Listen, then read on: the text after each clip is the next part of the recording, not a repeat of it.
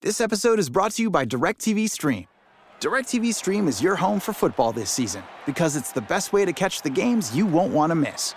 And with the DirecTV Stream Sports Hub, you can follow your favorite teams and track scores all in one place. That means more ways to follow the biggest hits, drives, and wins this season. So many you may need your own touchdown dance. So get your sports together and get your TV together at DirecTV.com. Compatible device required. Content varies by package. Empire.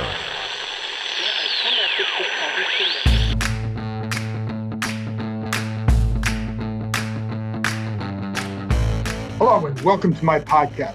Let's get right to the news today involving Washington Commanders running back Brian Robinson. And let's just start by saying it is positive news, and forget the on-the-field stuff.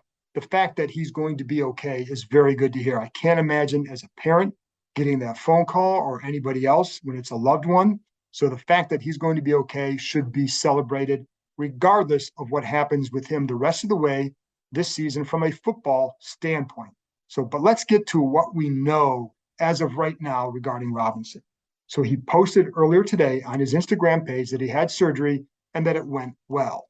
We know that there was a chance as of this taping that he was going to be discharged on Monday from the hospital. Another good sign. We know that Washington coach Ron Rivera said he was optimistic based on what he heard from Robinson, as well as from the doctors at the hospital, that not only would Robinson recover, but that there was still a chance that he could return this season. They certainly aren't ruling it out. They haven't decided yet whether or not to put him on the non-football injury list, which would mean he would miss at least 4 games. So the fact that they're still waiting for more information on that, it's a good sign. Again, not just from a football standpoint, but from a human standpoint, because it means that it wasn't as bad as it could have been. And I think, again, that's the part of the news that need to be celebrated over and over, because as this fan base knows, I covered it when Sean Taylor was here. You guys were fans. That was not a good situation. You know, the fact that it's going to end in a positive way for Robinson, with the fact that he's not, that something worse didn't happen to him, is very, very good news indeed. So I just want to keep the emphasis on that point when I do talk about from a football standpoint, because still the most important thing is for him and his family that he will be okay, and that he is optimistic, that he did talk to Rivera and he was in good spirits when he talked to Rivera, and he wanted him to pass along a message to the fans, to his teammates, and everybody that he's going to be okay, that he's optimistic. So again, celebrate that. What we do know is that he was shot twice in his lower body, according to the police report.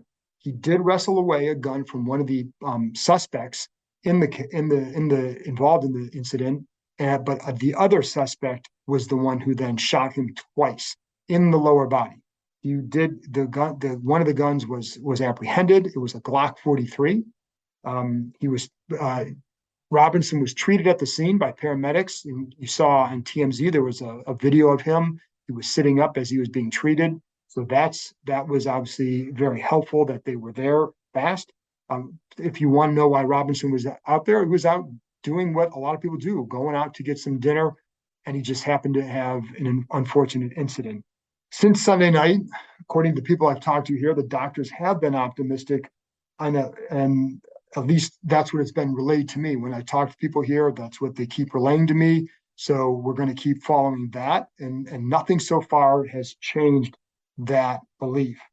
The players have handled it well because there is optimism. When you watch practice on Monday, you saw the same things that you normally did. You see the running backs gather in a group after they're done with individual work, kind of get in that circle, do 1, 2, 3 RBs, just like they always do. You saw the energy from running backs coach Randy Jordan.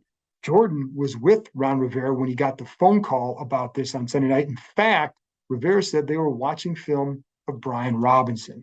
So Jordan's energy was the same. The other players' energy was the same when they were going through drills.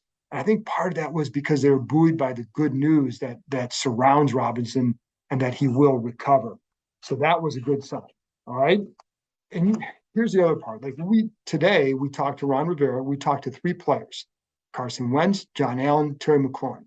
And in their own way, they kind of, they were very thoughtful. And John Allen's message, and it's what it kind of always is. He referred to it as a distraction, and he says it that way because there is going to be there's not a negative outcome here for Robinson. So it's like their job is still to go out and prepare to get ready for the season. And that's why I think, the practice seemed to go pretty well. It was not a somber mood out of practice. And I think because they kind of adopt that mindset that Alan said. Then you hear Carson Wentz talking about it and just how what it means it reminds people that football is a game and that the real life is this. And they're not immune from situations like this.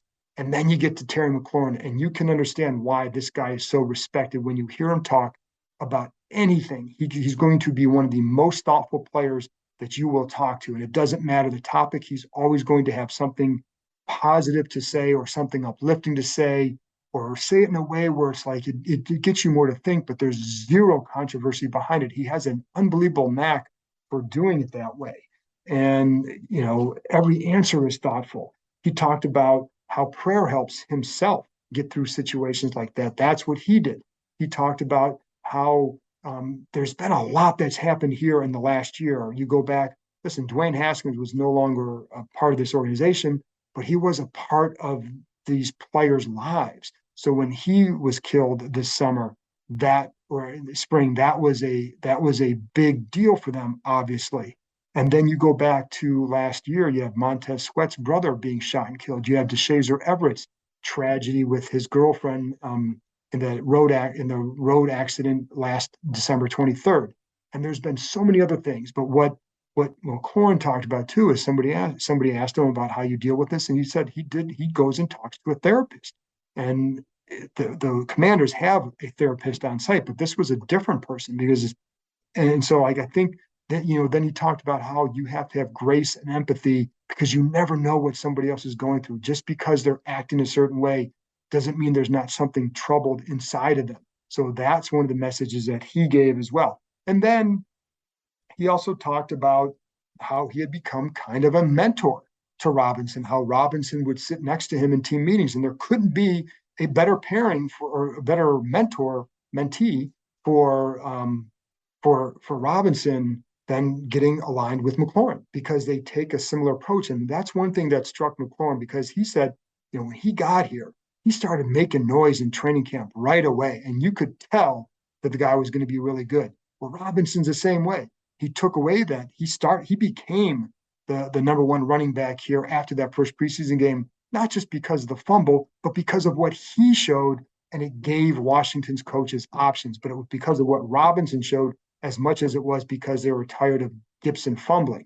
And so like that was a big thing. But what struck McLaurin is that his mindset was, hey, I know this, but he said he took the same approach. Like, he's got to come in and just maybe he's got to help on special teams. He's got to help do this, because even when he took over that running back one job, he still kept the mindset of, I just got to find a way to help this team, whether it's special teams or somewhere else.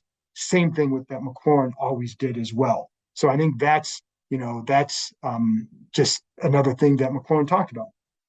He also talked about how, first of all, he said he noticed that Robinson wasn't out there today, but he said, he's got an infectious energy, and it's not like J.D. McKissick can have infectious energy, but he's also a very outgoing, louder person. You hear him talking a lot. You don't hear Robinson talking a lot, but where you would see the energy is in the preparation, in the way he ran and approached, the way he ran in practice. And as McLaurin said, the thuds, and there's no live tackling, but you would hear the thuds of the shoulder pads when he ran in practice because of the way he's running. It's that passion that they felt became infectious for them. And it's why this team was excited, or is, and still is excited about him as a running back, because of what that can do for an offense. He was going to make no mistake. When he is out there, he's going to power this offense.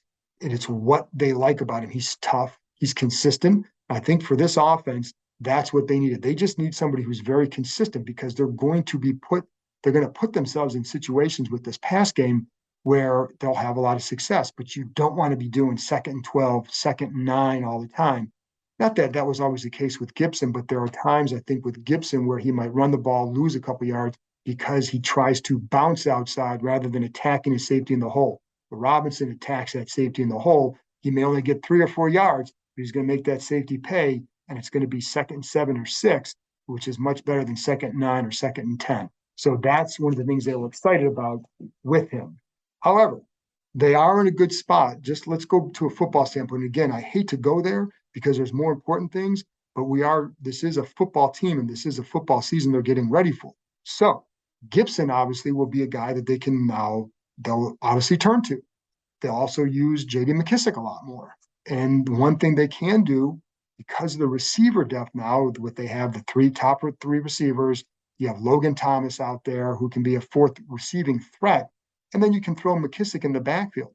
That can be a primary attack for them because though that's all talent. In the past, you could put 4 or 5 guys out there, but it didn't mean they were threats. They just put 4 or 5 guys out there. Now you can put 3 or 4 or 5 guys, those kind of guys out there. You can go empty with that group, and it's a pass threat. You can motion Samuel to the backfield. You can motion McKissic to the backfield, and they can run the ball.